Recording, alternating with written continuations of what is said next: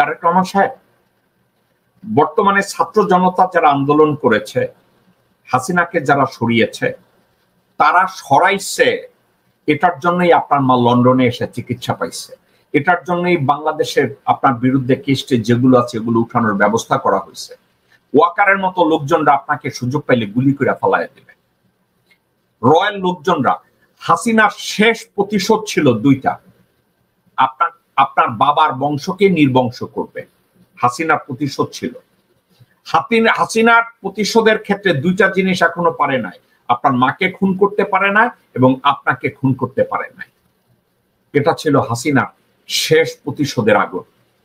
ওয়াকার ওই প্রতিশোধটা নেয়ার জন্য ওয়াকার এখনো ওখানে বসে আছে, আপনাকে ফেলে দিবে এবং আপনার মাকে ফেলে দেবে। That is their ploy. এটাকে বোঝাটা খুব একটা রকেট সায়েন্টিস্ট হওয়ার দরকার নাই আপনার, তারেক রহমান সাহেব। এবার গয়েশ্বরের কথা না, নিপুণ রায়ের কথা না, আব্দুল আউয়াল মিন্টুর কথা না, তাবিত আউয়ালের কথাবার্তা না, আমির খসরু মাহমুদের পরামর্শ না।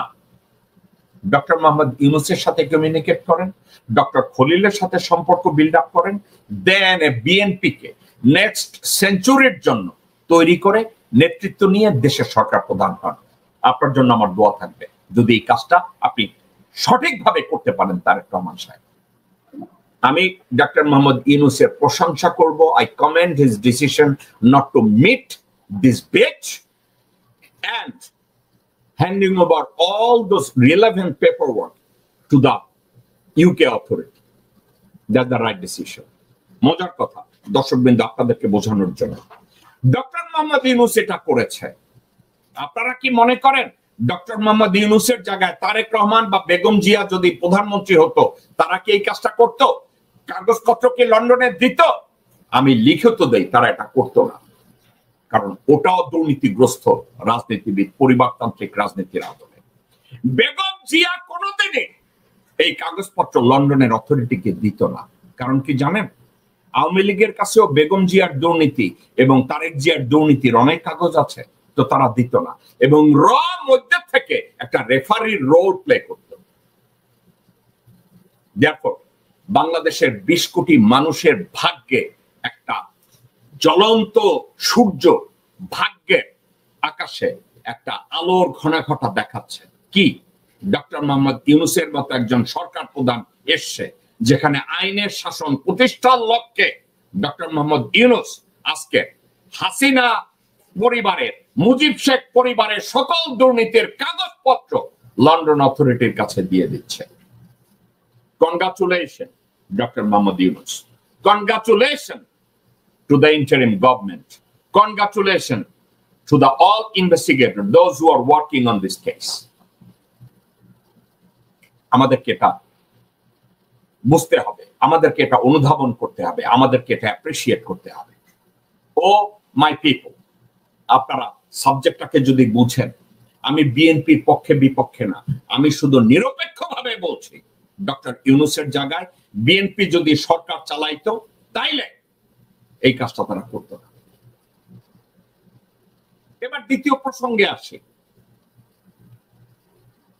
দেখেন, তারেক রহমান ডক্টর ইউনূসের সাথে দেখা করার সুযোগ পাবেন। তারেক রহমান ডক্টর ইউনূসের সাথে দেখা করার সুযোগ পাবেন, অর্থাৎ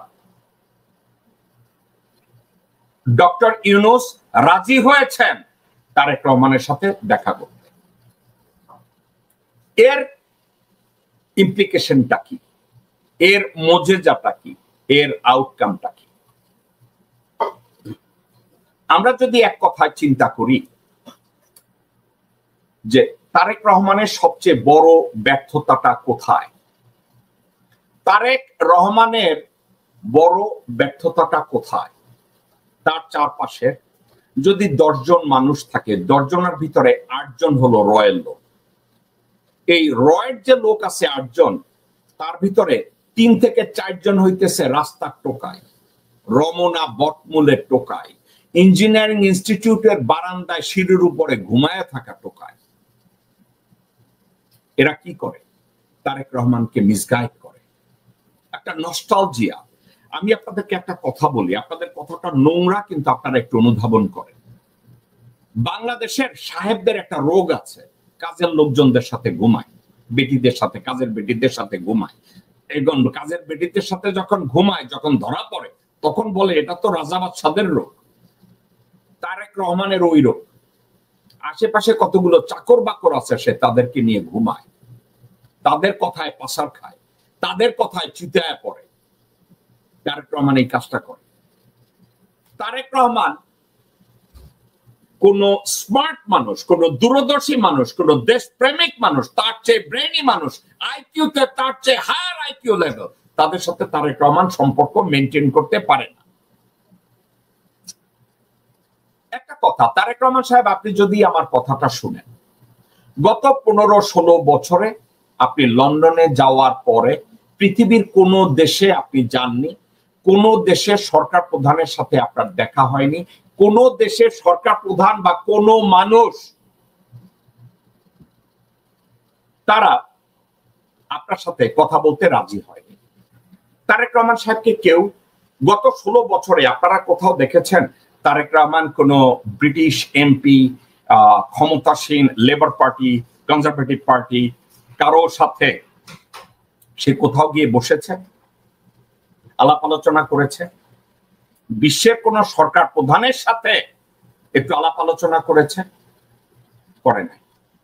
কেন করে নাই?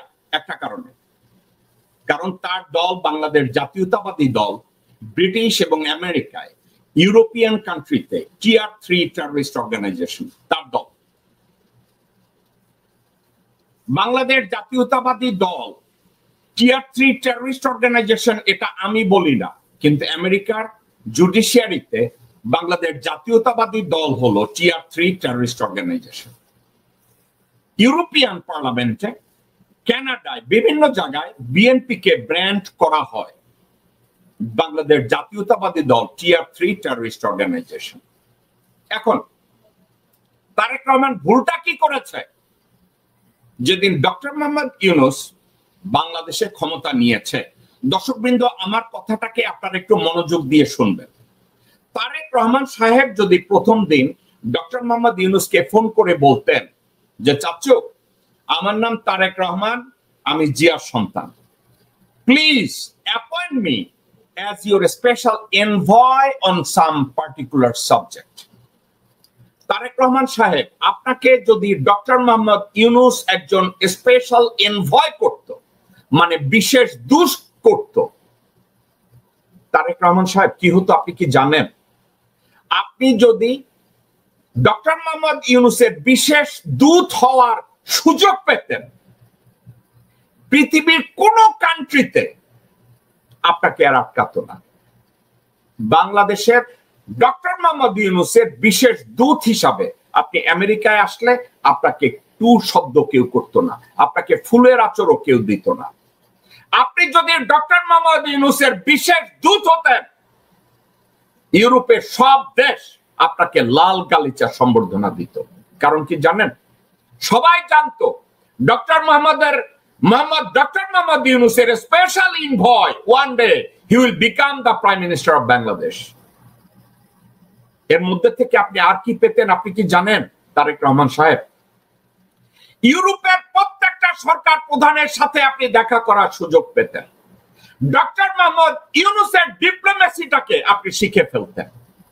ডক্টর মোহাম্মদ ইউনূসের প্রত্যেকটা পার্টিকেলকে রিলেশনশিপ বিল্ড আপের ক্ষেত্রে আপনি বুঝে ফেলতেন যে আপনি কি বুঝছেন। আপনি বুঝে ফেলতেন যে ডক্টর মোহাম্মদ ইউনূস তার ফরেন পলিসিকে কোন দিকে।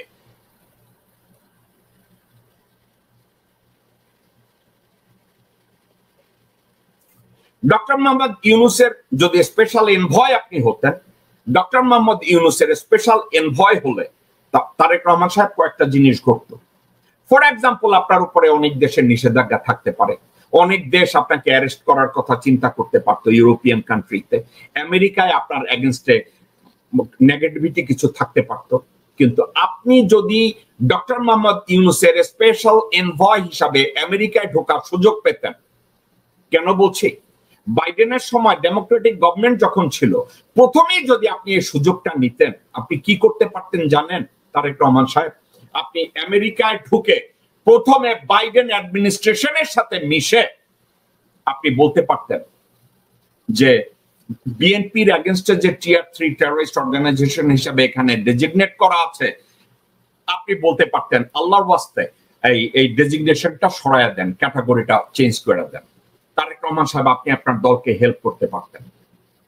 আপনি আমেরিকা এসে যখন ঢুকতেন, আপনি ডক্টর মোহাম্মদ ইউনূসের স্পেশাল এনভয় হিসাবে ওয়ার্ল্ড ব্যাংক আপনাকে সম্মান করত, IMF আপনাকে সম্মান করত। কেন করতো আপনি কি জানেন?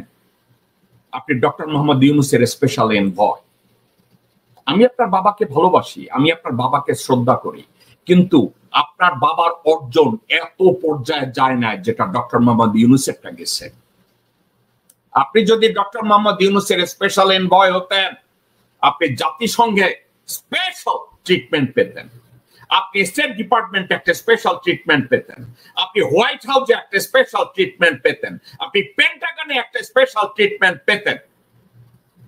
আপনি আমেরিকায় ঢুকলে, ইউরোপে ঢুকলে বিএনপি কে টিয়ার 3 টেররিস্ট অর্গানাইজেশনের লিস্ট থেকে সরাইয়া দিয়া আপনি একটা ইম্পর্টেন্ট পিআর তৈরি করতে পারতেন, যেটা হতো বিএনপির অর্জন, এবং ভবিষ্যতে এই রাস্তা দিয়ে আপনি সঠিকভাবে সত্যিকার অর্থে একটা দেশ নায়ক হয়ে বাংলাদেশকে পরিচালনা করতে পারতেন। আপনি এই সুযোগটা নষ্ট করেছেন। এখন ডক্টর মোহাম্মদ ইউনূস উনি লন্ডনে যাবে, আপনি ডক্টর মোহাম্মদ ইউনূসের সাথে দেখা করার এখন একটা সুযোগ পাবেন। তারেক রহমান সাহেব, আপনি আমার কোনো পাকা ধানে মই দেন নাই, আমি আপনার দল করি না এবং আপনার দল জীবনে করবো না। আমার কোনো স্বপ্ন নাই, পলিটিক্যাল আকাঙ্ক্ষা নাই যে আপনি আমাকে কোনো কিছু অফার করতে পারেন যেটা আমার দরকার, কিন্তু আপনার যেটা দরকার সেটা আমি আপনাকে বলতে পারি। আপনার কি দরকার জানেন? আপনার একটা সঠিক গাইডেন্স দরকার। ওই গাইডেন্সের জন্য ডক্টর মোহাম্মদ ইউনূসের আশীর্বাদ দরকার আপনার। ডক্টর মোহাম্মদ ইউনূসের যে রাস্তাটা উনি বিশ্বব্যাপী তৈরি করেছে, ওই রাস্তাটার দিক নির্দেশনা আপনার দরকার তারেক রহমান সাহেব।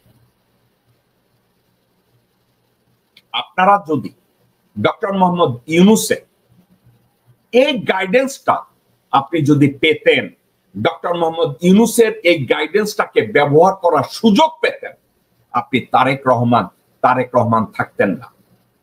আপনি তো আপনার আব্বুর মতো বিইউপিএসসি পাবেন না, তাই না? আপনার আব্বু বীরিত্তম পাইছে, স্টাফ কলেজ পাশ করছে, কিন্তু আপনি যদি ডক্টর মোহাম্মদ ইউনূসের পদাঙ্ক অনুসরণ করতেন, তার স্পেশাল এনভয় হয়ে, আপনি জানেন না আপনি আপনার দলের এবং বাংলাদেশের কতটা উপকার করতেন। আপনি ব্যর্থ হয়েছেন। এখন আজকের তাইলে এই কথাগুলো আমি কেন বলছি, আপনি খুঁজে বের করুন কারা আপনাকে বলেছে ডক্টর ইউনূসের সাথে আপনি দেখা করতে চান না, আপনি অনাগ্রহ দেখিয়েছেন। এই পোস্ট সোশ্যাল মিডিয়ায় কে দিয়েছে? খুঁজে বের করুন, খুঁজে বের করুন আপনার দলের কোন টোকাই এর সাথে কারা কারা জড়িত, ভারতের কোন কোন টোকায় জড়িত, যারা সোশ্যাল মিডিয়ায় দিয়েছে আপনি ডক্টর মোহাম্মদ ইউনূসের সাথে দেখা করতে অনাগ্রহ প্রকাশ করেছেন, whereas behind the scene আপনি ইন্টারেস্ট দেখাইছেন, আপনি ডক্টর মোহাম্মদ ইউনূসের সাথে দেখা করতে চেয়েছেন। আপনি খুঁজে বের করেন কোন টোকাইরা, কোন রয়ের দালালরা, কোন ভারতের দালালরা, ভারতীয় পোষ্যরা আপনার সম্পর্কে বলছে আপনি ডক্টর মোহাম্মদ ইউনূসের সাথে দেখা করতে চান না। খুঁজে বের করুন। এখন আপনি যখন ডক্টর মোহাম্মদ ইউনূসের সাথে দেখা করবেন, আমি শুনেছি আপনি কথাবার্তা শুনেন, আপনাকে আমি একটা কথা বলি, ভোম মেরে বসে থাকার অর্থ ব্যক্তিত্ব না। Openness is the first condition of diplomacy. Doctor Mohammad ইউনূসের সামনে ভোম মেরে বসে না থেকে একটা কাজ আপনি করতে পারেন। ডক্টর মোহাম্মদ ইউনূসকে আপনি ঠান্ডা মাথায় একটা কথা বলতে পারেন যে আঙ্কেল, নির্বাচন কবে হবে এটা আপনি ডিসাইড করুন, কিন্তু আপনার প্রত্যেকটা পলিসি মিটিং এ আমাকে ইনক্লুড করেন প্লিজ। অ্যাজ ইয়োর সান আপনি আপনার প্রত্যেকটা পলিসি মিটিং এ আমাকে ইনক্লুড করুন, এবং যদি সম্ভব হয় আমাকে আপনার স্পেশাল এনভয় হিসাবে কয়েকটা দেশে পাঠান। আপনার টাস্কগুলোর সাথে আমি পরিচিত হতে চাই। তারেক রহমান সাহেব, এই দুইটা জিনিসের বাইরে আপনি আপনার দল নিয়ে কথা বলেন না। আপনার দল আছে, আপনার দল থাকবে। একটা জিনিস বাংলাদেশের নাগরিক হিসাবে, একজন দেশপ্রেমিক বাংলাদেশী নাগরিক হিসাবে আপনার কাছ থেকে আমি এটা চাচ্ছি যে ডক্টর মোহাম্মদ ইউনূসের কাছ থেকে আপনি ওনার পিআরটা পিক আপ করেন। ডক্টর মোহাম্মদ ইউনূসের অর্জনের সাথে আপনি একটু পরিচিত হন। ডক্টর মোহাম্মদ ইউনূসকে বলেন যে আঙ্কেল, আপনি আমাকে কোনো একটা জায়গায় পরিচিত করান। আপনি বলেন যে আপনি কোন দেশে কার সাথে দেখা করতে চান, কথা বলতে চান। আপনি অভিজ্ঞতা অর্জন করুন। Doctor Mohammad Yunus is a good teacher. Take that opportunity শেখার জন্য। তারেক রহমান সাহেব, লন্ডনে আপনি ডক্টর মোহাম্মদ ইউনূসের সাথে দেখা করেন, এটা আপনার দলের লোকজনরা চায় না। কারা, স্পেশালি কারা চায় না? ভারতের বেবাজ্জা বেশ্যা কতগুলো নেতা আছে আপনার দলে, ঠিক আছে? আপনি কি জানেন যে মুহূর্তে ডক্টর ইউনূস লন্ডনে গেছে, দেখেন আপনার বিএনপির এক ভারতীয় পোষ্য কি বলেছে? তারেক রহমান সাহেব এই গয়েশ্বর কখন এই কথাটা বলেছে? ডক্টর মোহাম্মদ ইউনূস 2 দিন আগে বলছে 2026 সালের এপ্রিলের কোন একটা সময় নির্বাচন হবে। এখন আপনি এই ভারতপন্থীরা, হুমায়ুনরা, আমির খসরু মাহমুদরা, মোহাম্মদ সালামের মতো লোকজনরা, আমানুল্লাহ আমানরা, গোরখোদক আব্বাসরা চায় না আপনি ডক্টর মোহাম্মদ ইউনূসের সাথে দেখা করেন। তারা চায় না। কেন চায় না? একটা কারণে, আপনি যদি ডক্টর মোহাম্মদ ইউনূসের সাথে দেখা করেন আপনি কিছু একটা অ্যাচিভ করবেন। আপনার যদি আলটিমেট কোনো টার্গেট থাকে, রাষ্ট্র পরিচালনায়, কর্পোরেশন পরিচালনায়, বাজেটের ক্ষেত্রে, বাজেট গ্যাপ কম্বাইন করার ক্ষেত্রে, এমপ্লয়মেন্ট তৈরির ক্ষেত্রে আপনি ডক্টর মোহাম্মদ ইউনূসের কাছ থেকে একটা ডিরেকশন পাবেন। আপনি যদি ডক্টর মোহাম্মদ ইউনূসের কাছ থেকে ওপেন মাইন্ড নিয়ে আপনি শেখার চেষ্টা করেন, আপনি অনেক কিছু শিখতে পারবেন। কিন্তু ভারতপন্থীরা চায় না আপনি ডক্টর মোহাম্মদ ইউনূসের সাথে দেখা করেন। আপনি যদি ডক্টর মোহাম্মদ ইউনূসের সাথে দেখা করেন, you may have a different idea. You may have a different idea. আপনি তো আপনার দলটাকে টেকাতে চান, তারেক রহমান সাহেব টেকাতে চান না। যতক্ষণ পর্যন্ত ইউরোপ এবং আমেরিকায় আপনার দলকে টিয়ার 3 টেররিস্ট অর্গানাইজেশন করে, ততক্ষণ পর্যন্ত আপনার ব্যর্থতা লেগে থাকবে।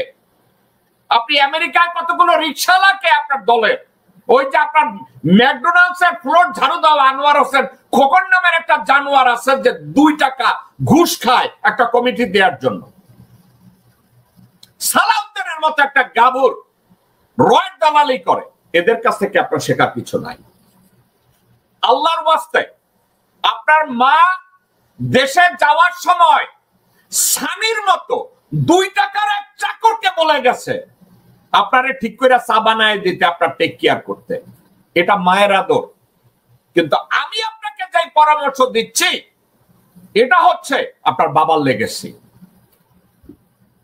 আপনার বাবা যাই পরামর্শ আপনাকে এখন মনে মনে কবরে থেকে দোয়া করে, আমি এটা আপনাকে মনে করায় দিতেছি। আপনাকে মনে করায় দেই, ডক্টর মোহাম্মদ ইউনূসকে যদি আপনি ওপেন মাইন্ড নিয়ে তার সামনে শেখার আগ্রহ প্রকাশ করেন, you will become the winner. You will become the champion of Bangladesh. আপনি শুধু ডক্টর মোহাম্মদ ইউনূসকে হাত ধরে বলে ফেলেন যে আঙ্কেল, আই এম হিয়ার। আমি আপনার প্রত্যেকটা একটা কাজে সহযোগিতা করব, আমি তারেক রহমান করব, আপনি শুধু এটা করেন। এটা যদি আপনি করতে পারেন, আপনার দল উপকৃত হবে, আমার দেশ উপকৃত হবে, আমার দেশের জুডিশিয়ারি উপকৃত হবে, আমার দেশের প্রত্যেকটা সেক্টর উপকৃত হবে। আপনি শুধু এই কাজটা করেন।